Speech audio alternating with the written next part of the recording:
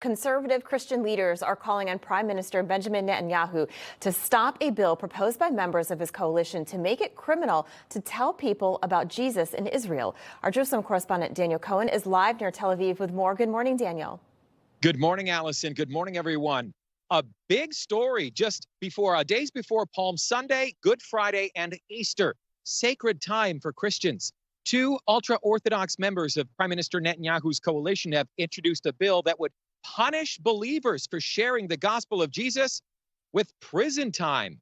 United Torah Judaism Knesset members Moshe Gafni and Yaakov Asher introduced legislation last week making it illegal to share in conversation or produce content online, in print, or by mail.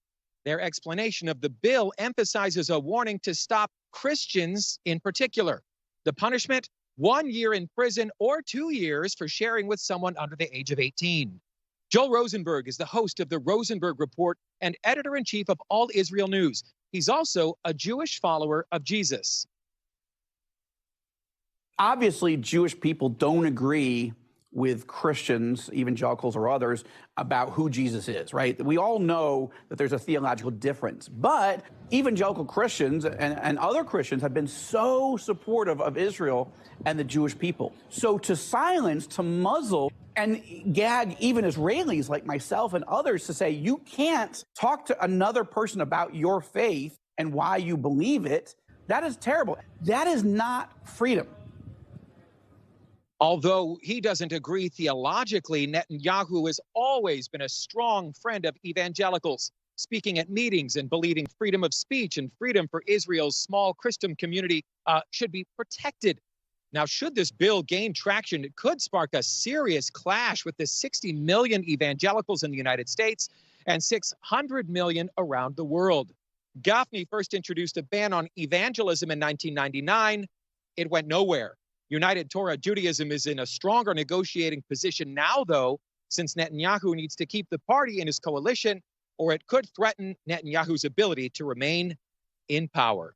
Oh, there was a proposed bill threatening to make illegal the preaching of the gospel. And then yesterday, there was an announcement that came out from the office of the Prime Minister. Can you say anything about that? Absolutely. So first of all, just want to thank our listeners and our viewers for your prayers in this important matter. And so yesterday at 4:43 p.m., Prime Minister Netanyahu tweeted the following, and I quote, "We will not advance any law against the Christian community." Mr. Benjamin Netanyahu proved that Israel is still a vibrant democracy that is committed to keeping the rights of all the different groups that are making it such. And moreover than that, Parliament member Gafni, who's the chairman of the Finance Committee, he's the one that put the proposed bill on the table, released the following statement, and I read, "The mission bill, like missionary bill, was introduced as in every beginning of the Knesset, the parliament, and not promoted at this stage. So dealing with it now is not relevant.